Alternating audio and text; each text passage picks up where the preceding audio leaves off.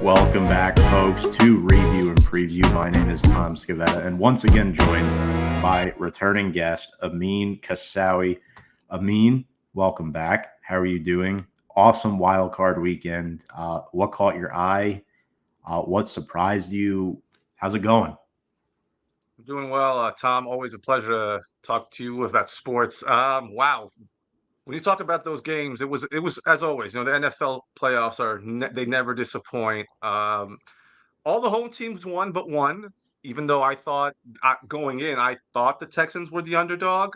So did the betting lines, but they absolutely obliterated the Browns. What caught my eye the most was obviously the NFC East. Being a New Yorker, being a Giants fan, it gave me a lot of pleasure to watch the Dallas Cowboys and Philadelphia Eagles absolutely not show up. I mean, those two games shocked me.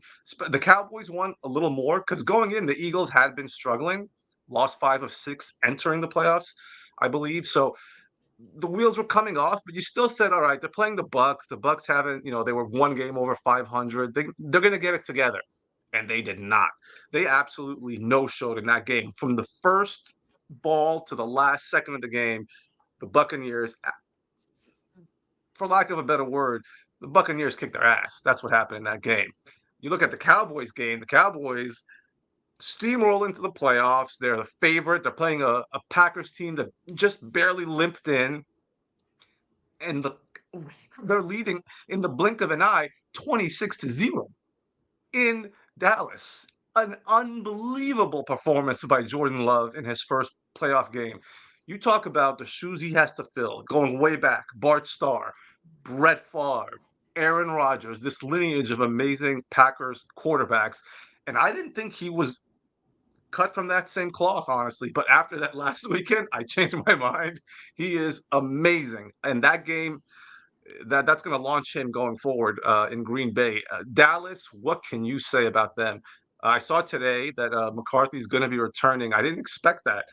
I thought this would be the end for Mike McCarthy, but hey, Jerry Jones, I guess, wants to keep him around, 3-12 win seasons, but something has got to change in Dallas. But those are the two games that really caught my eye the most. How about you?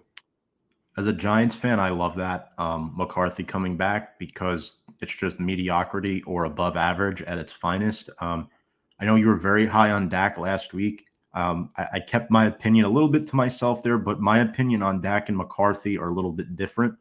I don't think Dallas will ever win a championship under McCarthy as head coach and Dak as their quarterback um, for reasons that we've seen in the playoffs the last few years.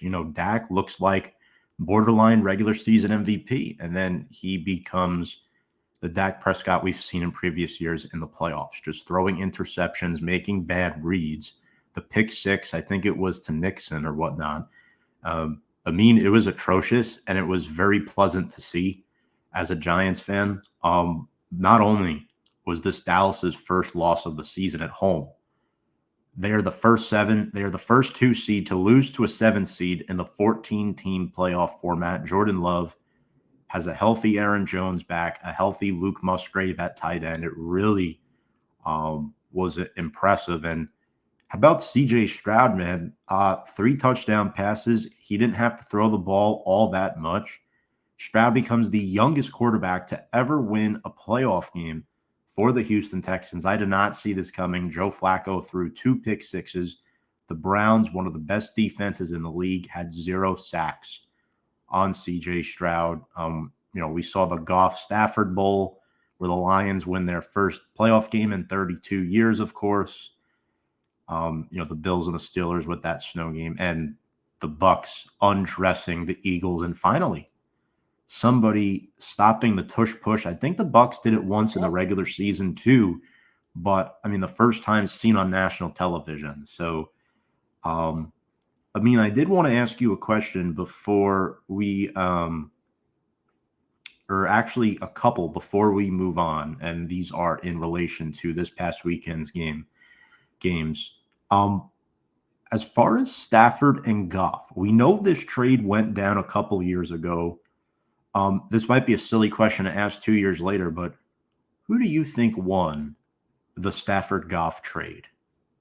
And you That's a great question. can put an asterisk to this answer. Well, the asterisk would be if I could look into the future in a couple more weeks and see where the Lions end up. But if right now you'd have to say the Rams because they got a Super Bowl out of it. Uh, that and the Lions beat them in the playoffs this season, so there is that component in the Lions' favor, and they're the ones going on. Winning that playoff game, you could tell how much it meant to Goff. Like in the locker room after the game, he was celebrating more than the year he won the NFC Championship and went to the Super Bowl and lost to the Patriots. He was over the moon. So, but you have to give it to the Rams. Also, because they won the Super Bowl, but also they've got Nakua, who set all sorts of records, even in that game. What a performance from that rookie. Going forward, Stafford's going to have him, Kyron Williams. They'll get maybe a couple more weapons. And as you see in this era with quarterbacks staying in the league at older ages, I think Rodgers is 40. He's coming back. No sign that he's going to be retiring anytime soon. Obviously, Brady is the linchpin at 45 when he retired. Stafford's got a lot more years too. So I think with the weapons and such, and then he has the better head coach. McVay is the better head coach than Campbell at this point, at least. I would say that they won, but asterisk, as you said, let's see what happens with Goff. If he can get the Super Bowl this year, it's a push. So let's see what happens. Yeah, look, the Rams definitely won that trade in the short term. Getting Stafford, getting the pieces. They did lose a lot of first-round draft picks, though, second-round picks as well. But they've compensated nicely with the additions of Kyron Williams, Puka Nakua, players on offense that could make impacts. Long term, it might be the Lions, but we'll have to see. Again, the Rams definitely won the trade, but getting that Super Bowl, which is what they want. Now, my second question for you, before we get into our divisional round preview, we know for a fact that Mike McCarthy is safe, but Nick Sirianni's future has yet to be determined. It's looking like he's making a pitch to Howie Roseman at the time of this recording. Should Nick Sirianni be safe, and will he? He should not. This one I'm 100% on because of how the Eagles are. I'm going on their history.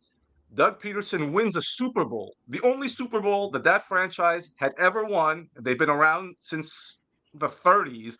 They win the Super Bowl. 2 years later, he has two bad seasons, and they fire him. Fire the Super Bowl winning head coach. This guy went to the Super Bowl, sure, but didn't win it. And this year, they absolutely fell apart at the end, and it's his fault. He changed the coordinators, and you could right away from that moment forward, the team started just looking like this weird. Who is this team? They were 10-1, and now suddenly they're losing. Even I love my Giants, but they're losing to the Giants, who weren't good this year. They're losing to all the Cardinals. Murray lights them up. It's like, what happened here? So Sirianni should absolutely not be safe if based on their track record. If you're another team, if you were coaching the Cardinals and they go to the Super Bowl 1 year and they flake out the next, no, you don't fire him. Because it's Philly, because it's this rabid fan base that they have, he should not be safe. And I don't see them being good next year. They're gonna. Kelsey looks like he's gonna retire. The look on his face after the game, it seemed like the end for him. It's hard to replace a all-world caliber center. Hurts and Goddard were getting at each other on the sideline, yelling at each other. The team couldn't make any tackles. My 10-year-old nephew could have tackled better than them in that game. So, no, I don't think he should be safe. Yeah. I do think, the coordinator should take some blame as well. But remember, this is his offense. This is his offense. And I mean, he's kind of not the best spoken guy in these interviews as well. He's swearing all the time. Don't get me wrong. All due respect, he wears his heart on his sleeve, and that is great at times, but in other times it could hurt you. And Nick Sirianni, it's interesting. Now, people have said, to play devil's advocate, if Matt Eberflus is safe, Nick Sirianni should certainly be safe. But again, a lot of Eagles fans want Bobby Slowick. I know a couple of Eagles fans at work. They are very high on the Texans' offensive coordinator, despite only being 37 and being there for 1 year. They would love to see him come in and replace Nick Sirianni, which is crazy to even think about. But do I think Nick Sirianni will be safe? I do. He should not be, but I think he will be. I think, again, Unfortunately, the coordinators will probably pay the price for Sirianni's downfall this season, but we'll see what happens. And that's looking good for our Giants, man. Dallas and Hey, Philly and a little bit of turmoil. Washington starting over. Who knows? I mean, just who knows? we just need to draft a quarterback this year. We got to get a good quarterback in there. We'll definitely see what happens this offseason. But moving on, let's get into our divisional round preview. There are 8 teams remaining in the dance. I mean, and the first game we're going to talk about is the 11-7 now, based off last week's win. Houston Texans taking on the number 1 seed Baltimore Ravens, who had the first round bye. They finished the year 13-4, really 13-3. They did bench most of their starters in Week 18 against Pittsburgh. They're favored by 9 points. These teams met back in Week 1. The Ravens won 25-9. That was C.J. Stroud's first career start. He did not look excellent in that game, but I mean, this is the Baltimore offense that is first in rushing in the National Football League. They're first in points per games. They've scored 31 plus in 6 out of their last seven games, and as impressive as Houston looked last week against the Browns defense, I don't know how the heck Houston stops Baltimore on Saturday afternoon. Yeah, it's going to be tough. The Ravens, the bye, I think helps them a lot. The main reason I think it helps them is they might get Andrews back. And he still leads the team in receptions, even though he's missed a ton of time with injury. So if they get him back, that's another weapon. They were doing all this without him. They just looked so good in that second half of the season. They have a 13-4 record, but they really, which is a great record, obviously, but they really came on at the end. They were so impressive down the stretch. Seeking their first AFC appearance since 2012, which was the year they won the Super Bowl with AFC Championship game appearance since 2012. They won the Super Bowl that year. That was Ray Lewis's last ride. That was Joe Flacco amazing playoff run. They've lost their last 3 divisional playoff games, 2 of them with Lamar. So it's not just ancient history.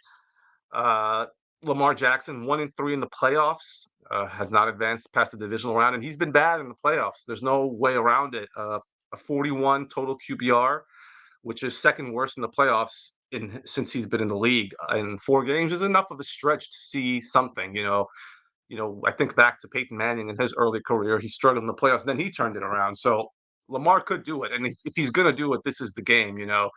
He's 3-0 versus the Texans in his entire career.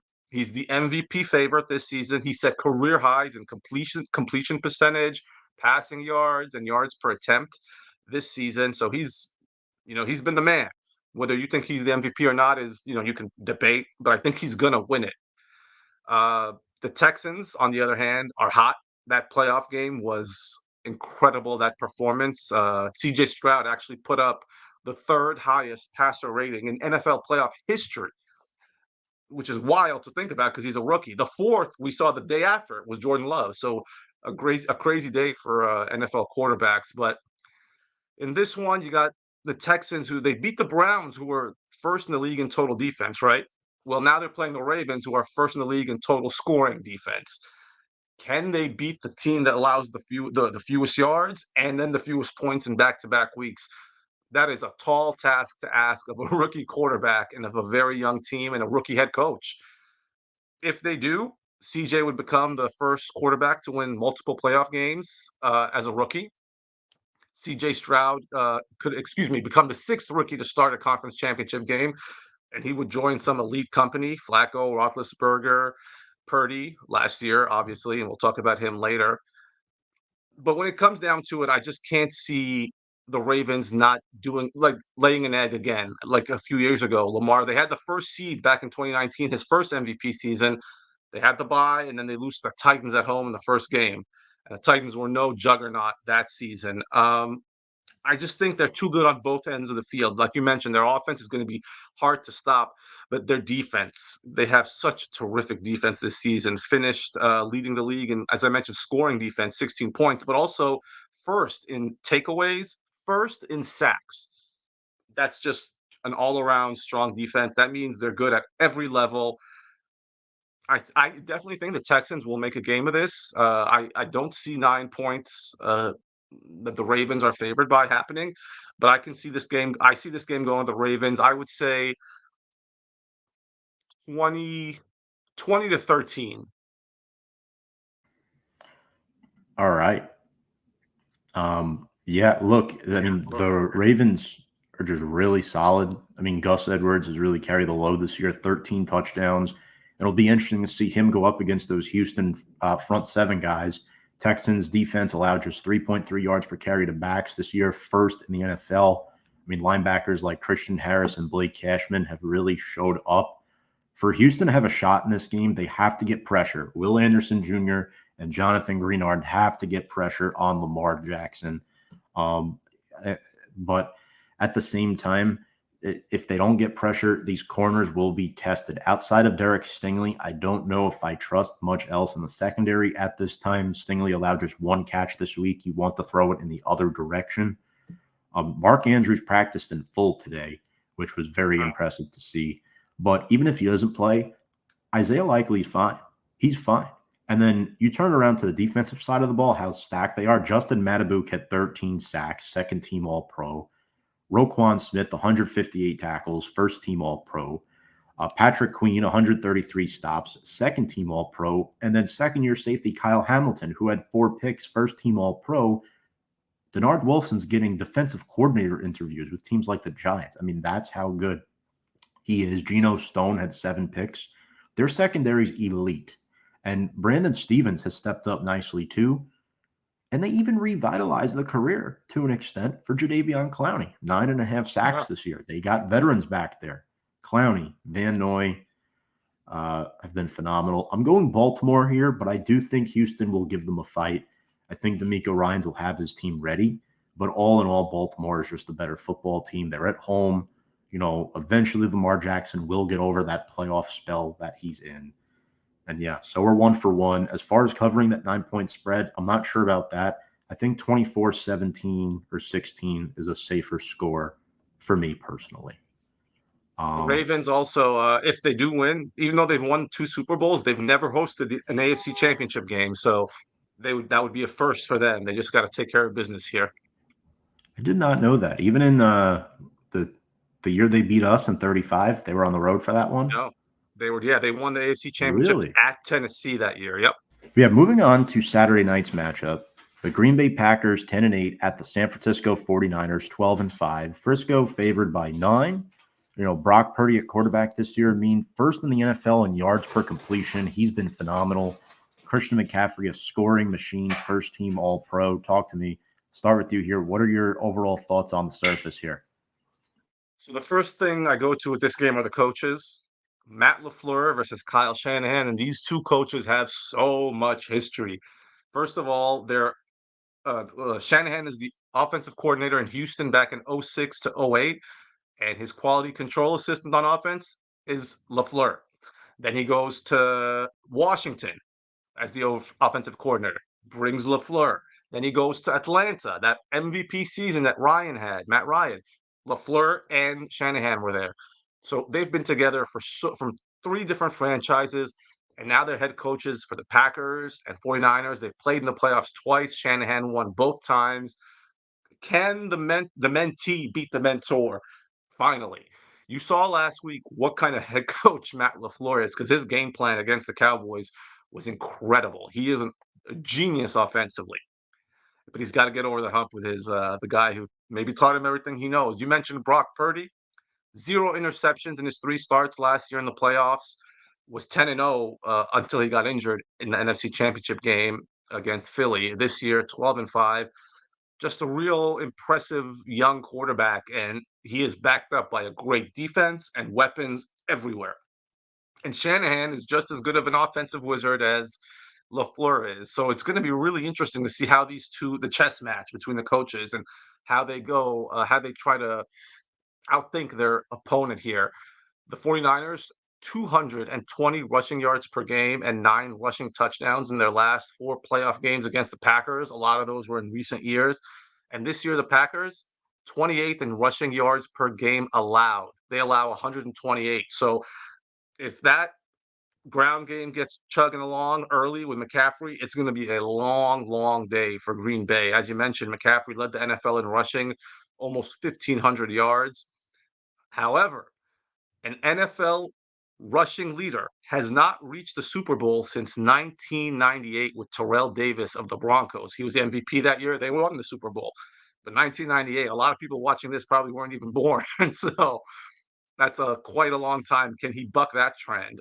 George Kittle, he's got a he was good in the regular season, but in the playoffs, he has not been good historically. In 9 career playoff games, 38 yards per game, 1 touchdown receiving. That's you think of him, you would not think those are his numbers. Can he get off the schneid? And if that running game gets going early with McCaffrey, he's going to get some opportunities because the Packers secondary is going to have to come on up. So the Packers are looking to be the first team to beat 2 of the top 3 scoring offenses in a playoffs. The Cowboys are ranked first, 49ers are third. That would be hella impressive for a team that, like I mentioned earlier, just snuck into the playoffs. No one really saw much for the Packers until they got hot in the tail end of the season. Jordan Love, he already has done something that Favre and Rodgers hadn't done, which is win his first playoff game. Can he win his first 2 playoff games? That would be really an incredible story, especially if he beats this 49ers number 1 seeded NFC team on the road. 99 total QBR in the wild card, best since the metric was invented in '06. Aaron Jones has 8 career playoff touchdowns. Last week I picked the Cowboys and I was dead wrong. I want to pick the 49ers, but what I saw from that Packers was so impressive that I may come to regret this pick, but I'm going with the Packers. I think LaFleur is going to understand the past, how he lost to Shanahan in the first 2 games in the playoffs, 19 and 21. So this is 23. They've played each other on every 2 years in the postseason. I think he's going to come up with something to hold McCaffrey in place. If they can hold McCaffrey in place and get on Purdy, test Purdy, make this guy who's only in his second year have to beat you the way Love beat the Cowboys last week. Can he do that? I don't. We've seen Purdy do great things, but this is high pressure playoff situation. Last year, he didn't have this kind of high pressure on him in the postseason because it was his first year. It was house money. This year, they're the first seed. They're expected to win. I think LaFleur is going to figure out a way to ride this wave, and Jordan Love is going to have another awesome game and pull this one out. If they do, it would be an incredible achievement for the Packers. They're 9-point underdogs now. If that spread goes up to 10 before game time, it would be only the second time in NFL history that a quarterback beat 2 teams that he on the road that he was a 10-point or more underdog to. The only other man to do it, Eli Manning in 2007, who did it in 3 straight games. So let's see if it can happen. I am going to pick the Packers to upset the 49ers in San Francisco by a score of 23-20. Oh, that's a bold prediction, Amine, and I like it. I like it a lot. The Packers were very impressive last week. They nearly put up a 50-piece on the Cowboys. You mentioned one stat, though, that really caught my attention. The rushing for San Francisco. Green Bay was not tested much against the run last week against Dallas, and the Packers struggle covering tight ends. We know George Kittle historically has struggled in the playoffs, but it doesn't take away the fact that he is a first-team All-Pro this year. The first time Kelsey hasn't gotten that in a while. But, you still got Ayuk, who made second-team All-Pro this year, and Deebo Samuel, who's pretty much like a mini gadget there. And then you have the centerpiece with McCaffrey scoring 21 touchdowns on the year. But defensively for Frisco is where it gets impressive, but where I think Jordan Love will really be tested is going up against Fred Warner, Dre Greenlaw, Travarius Ward, and DeMondre Lenore. Those guys are phenomenal. Nick Bosa is healthy, led the league in quarterback hits this year. He'll be going up against the Packers tackle room, which has not been great without David Bakhtiari. And then for Frisco, it's going to be interesting to see Javon Hargrave up the middle with 7 sacks on the season Aaron Jones has rushed for 110 or more in 4 straight games. I think the 49ers offset and pull this one off. So I'm going the other way here. San Francisco, I'm going to go 27-24. And that's my prediction. I think the Packers keep it close, and I think they do surprise some people in this game. But you have the guts to pull off that upset, so we'll definitely see what happens with that one.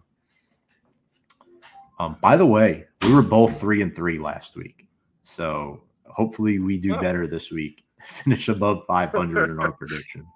Yeah. But moving on, I don't want to say I don't want to dog this game. I really don't. I think both of these teams do deserve to be here. A lot of people say that the Bucs are in by default, but I mean they didn't just beat the Eagles like we predicted. I mean, as bad as the Eagles have looked, did you think 32-9 was a realistic possibility? No. Not a chance. I thought, the Bucks might squeak it out at home. I didn't see them just thumping them for 60 minutes. Which they did. And it's because of the play of Baker Mayfield and that defense, stopping the run. So Baker last week looked phenomenal. He had 3 touchdown passes.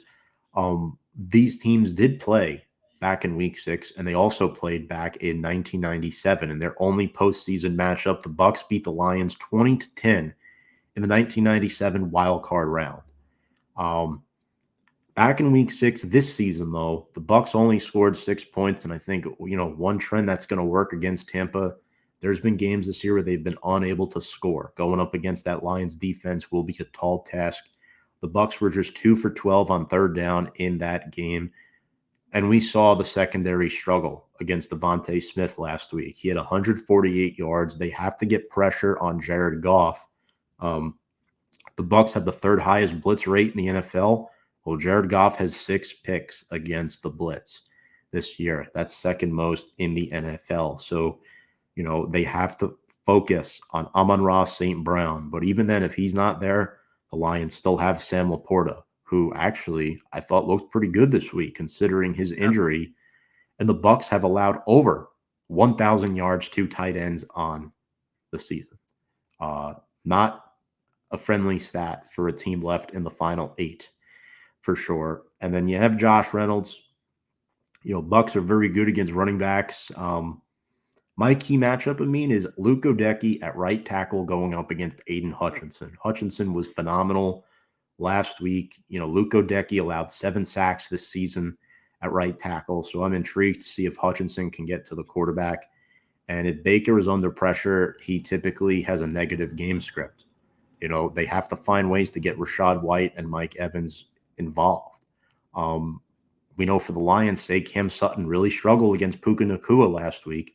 If Mike Evans can, catch the football, unlike what he did last week, and if Baker can get him the football, Tampa has a chance. But right now, I have the Lions pulling this one out. I'm not so sure if they cover 6.5, but they definitely win outright. I have Detroit winning 34-20. All right, so we're gonna go opposite sides again. I love it. Ooh. I think the Bucs are gonna win this game. I'm with you. It's not the game I'm the most excited about, but it's the pick I'm most confident in actually, because Jared Goff has 7 turnovers when blitzed, including the playoffs this season, 2nd most to Jalen Hurts in the league. And as you mentioned, the Bucs, the 3rd highest blitz percentage. And this is a Bucs defense that won the Super Bowl a couple of years ago with Tom Brady. It's a lot of the same players. David, Winfield on the outside. I think they're just gonna blitz nonstop. And Goff is gonna have to make some plays. And I don't think, if you ask me, is he a better quarterback than they are a defense? I would say no. I think the Bucs are that home win against the Eagles. It's going to give them some kind of juice. And the Lions, they have a good record. They're home. It's a feel-good story. A lot of good vibes with them. They haven't been to the NFC Championship since 1991, which was like Barry Sanders' 2nd or 3rd year in the league.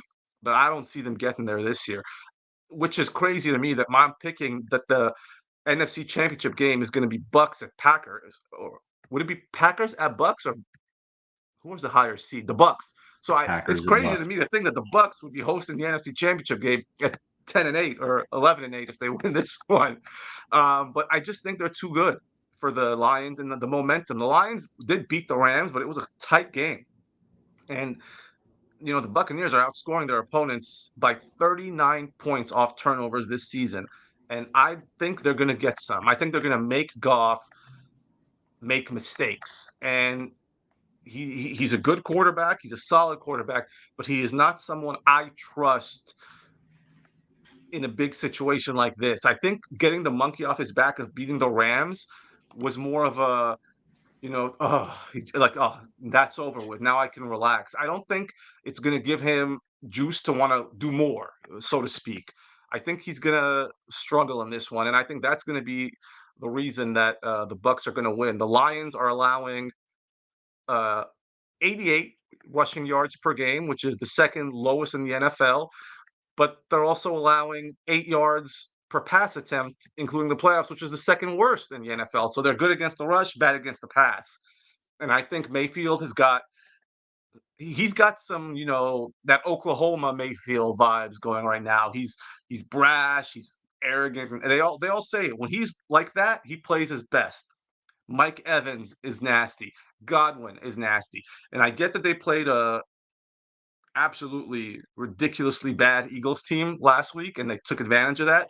But I think they're going to have such high energy going into this one, and I think the Bucks are going to beat the Lions by a final score 27-13. I think they're going to shut them out.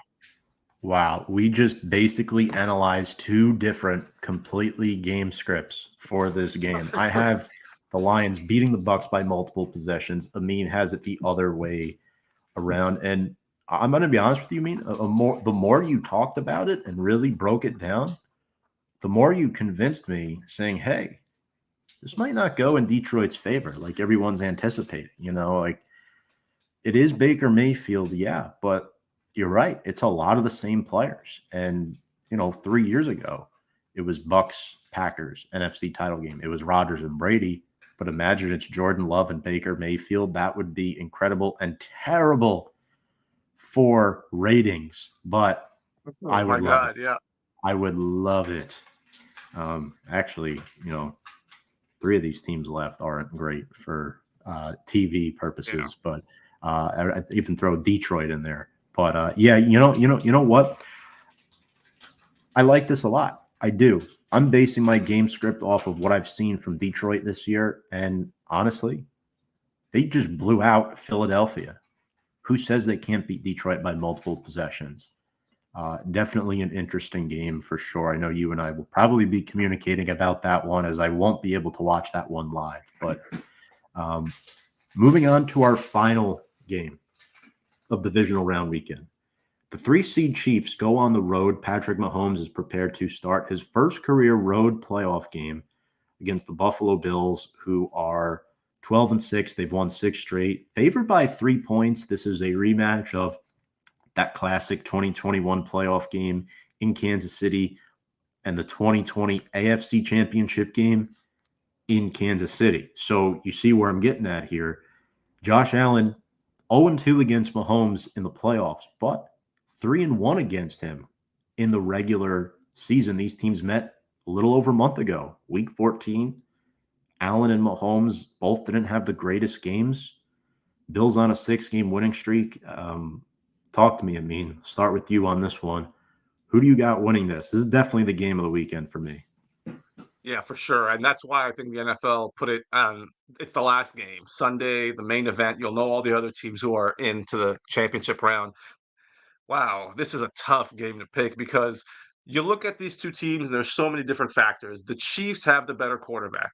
Allen is great, but Mahomes is better. And one thing I just want to say, everyone's been saying it's his first road playoff game, and technically it is, but he did play that Super Bowl against Tampa at Tampa. So there is, to me, that is a home game for the Bucks, and they did beat him fairly handily in that game. So just wanted to throw that out there. But yes, it is his first official road game in the playoffs, which is crazy that he's played all these games in the playoffs and never had to go on the road. And to me, that's why I'm picking the Chiefs actually. everyone compares him to Tom Brady. Is he the next, guy? Like, it's one thing to win Super Bowls. There's a lot of guys who win Super Bowls, even multiple Super Bowls, but there aren't a lot of guys who are compared to the greats. As many as Eli won, too. No one ever said he's a pantheon guy. Roethlisberger, 1, 2, same thing. But with Mahomes, they do say that. To me, if you're Patrick Mahomes and it's your first ever road playoff game, you got to win. You got to make this happen. You cannot fold to a team that is basically not only is it a rival, but it's the other great quarterback in your conference, the guy you're usually compared to, and who wants to overtake you. And that's why I think Mahomes is going to come up big in this one. But by no means am I super confident in that pick. I think the Chiefs have been up and down this season. Even last week, I mentioned when we did our picks last week, all the drops that they had this season. Last week, they host Miami again with the drops. Travis Kelce, one of the most sure-handed players in the league, dropped some easy passes. So, and he hasn't been the only one. I mean, that team has been left and right dropping passes all year. If that becomes a story in this game, the Bills are going to chew them up because the Bills are at home. That Buffalo crowd is going to be absolutely outside of their minds wanting to beat this Chiefs team. And it comes down to the Chiefs defense as well. They have an average age of 25, one of the youngest in the defensive units in the league, but one of the best. They really helped carry this team into this playoff stretch. Mahomes, 12 career playoff wins, tied with Brady for the most in a quarterback's first 7 seasons in the league.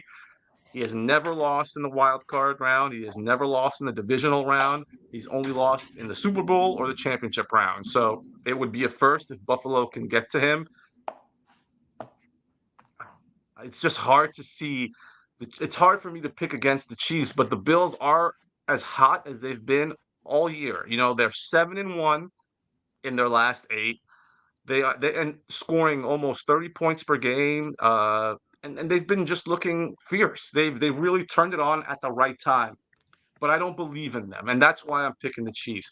Could the Chiefs lose? Yes, but I don't believe in Buffalo to win the big game, and this is as big as it gets for them. I just, last year they lost in the same round to Cincinnati at home. Chiefs are better than Cincinnati, so as hard as this one is to pick, I'm going with the Chiefs to win. It's going to be really cold. That won't affect either team, but in terms of points, I think that will be a factor. I'll say Chiefs 24, Bills 20. Okay, so yeah, that's definitely going to be the game of the week. Amine just gave a very logical explanation there for Kansas City.